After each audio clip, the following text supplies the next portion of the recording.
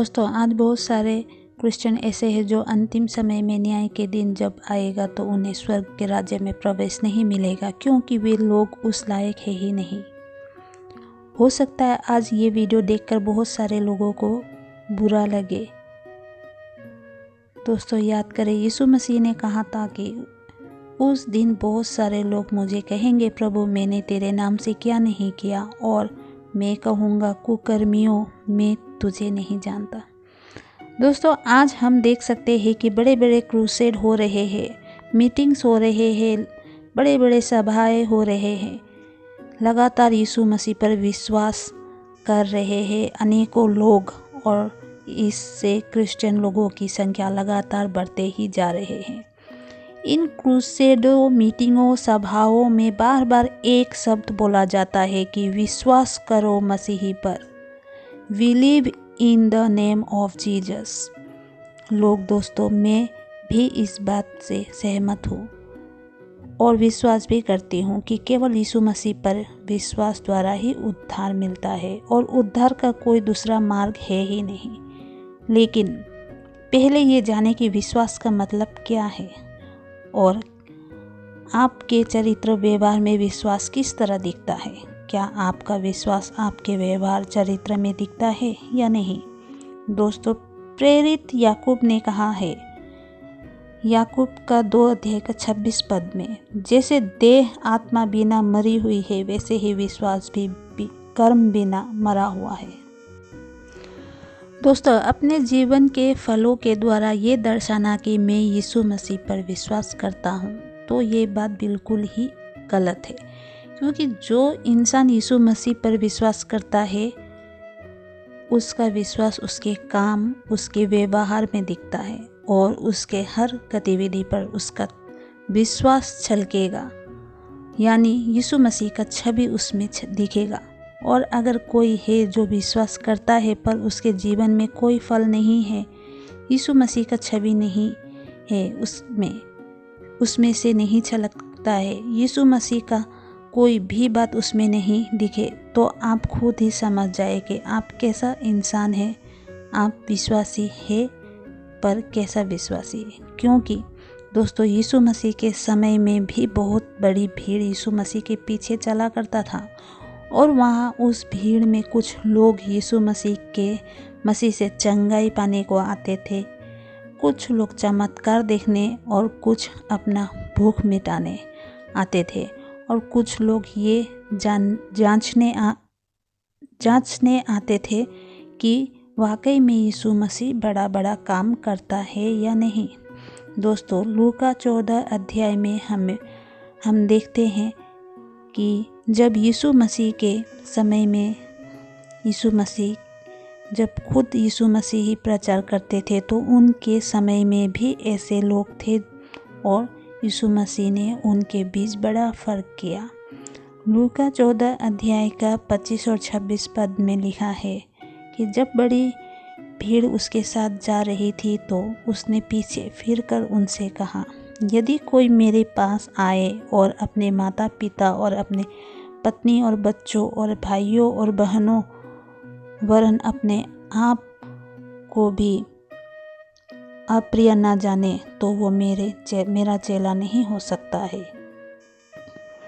दोस्तों, उस समय बहुत बड़ी भीड़ यीशु मसीह के पीछे चला करती थी। जैसे कि मैंने आपको पहले ही बता दिया, उनमें से कोई लोग चंगाई, चमत्कार पाने की आशा और यीशु को जांचने के लिए आया करते थे, पर कुछ ही लोग थे जो वाकई में विश्वास के कारण आया करते थे, और इसीलिए यीशु मसीह ने उस भीड़ में बड़ा फर्क किया और पीछे मुड़कर भीड़ से कहा कि मेरे पीछे आना है तो अपना माता पिता और भाई बहन, यहाँ तक कि खुद को भी अप्रिय मानना होगा।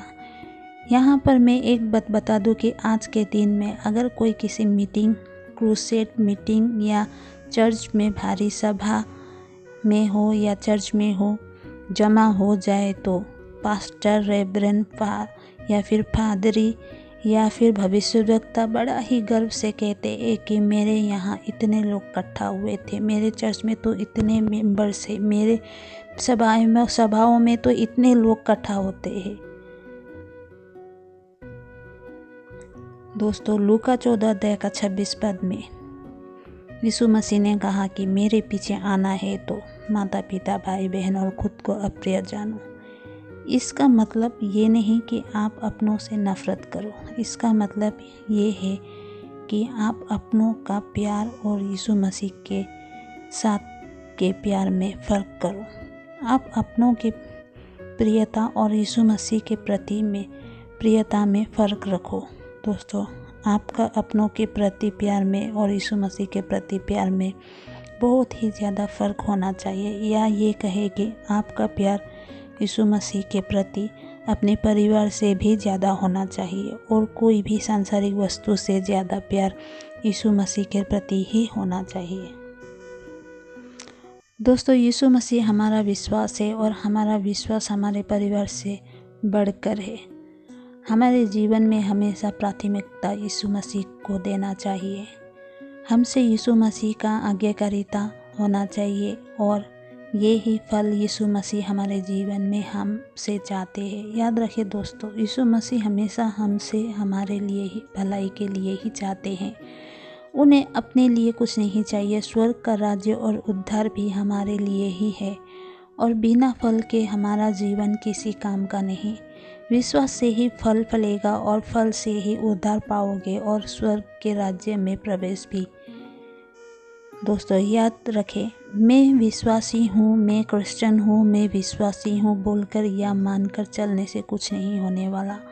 आपको अपने आप से हराना है, आपको अपने आप से इनकार करना है विश्वास के लिए। तभी आप विश्वास के साथ यीशु मसीह के पीछे चल सकते हैं। कहीं ऐसा न हो कि विश्वासी होने पर भी छाड़ दिए जाओ, क्योंकि संसार से प्रेम रख कर कभी भी स्वर्ग में प्रवेश नहीं पा सकते। ईसाइयों के भीड़ में शामिल होकर मैं विश्वासी हूँ कहने से कुछ नहीं होगा। दोस्तों आपका विश्वास आपके व्यक्तित्व में दिखना चाहिए, आपके व्यवहार में दिखना चाहिए, आपके उठने बैठने बोलने में दिखना चाहिए, आपके कर्म में दिखना चाहिए। दोस्तों तभी आप स्वर्ग राज्य में प्रवेश कर सकते हो। बड़ी भीड़ इकट्ठा करके कुछ भी नहीं मिलने वाला। प्रभु यीशु ने भी उन भीड़ों में से लोगों को छांट दिया था। इसी तरह अंतिम समय में भी लोग छांटे जाएंगे। और आज बहुत सारे विश्वासी पादरी हो, पास्टर्स हो या फिर रेवरेंड हो या भविष्यद्वक्ता हो, जो बड़ी बड़ी सभाएं बुलाते हैं और लोगों को इकट्ठा करते हैं और दिन प्रतिदिन विश्वासियों की संख्याओं को बढ़ा रहे। क्या उन सब के जीवन में परिवर्तन आया है? क्या उन सब के जीवन में प्रभु यीशु मसीह का छवि दिखता है? नहीं, सभी के नहीं। इसी भीड़ में से लोग छांट दिए जाएंगे। इसीलिए मेरा अनुरोध है पास्टर, रेवरेंड और भविष्यद्वक्ताओं से और अनेकों ऐसे लोग हैं जो प्रचार कर रहे हैं, उन्हें उद्धार के बारे में सत्यता से लोगों को बताए। और बहुत सुनने वालों से अच्छा है कम मानने वाला हो और उस पर चलने वाला हो। दोस्तों आज का मेरा ये वीडियो कैसा लगा सुनकर please like share and subscribe कीजिएगा। मेरे अगली वीडियो आने तक आप सबको जय मसीह की।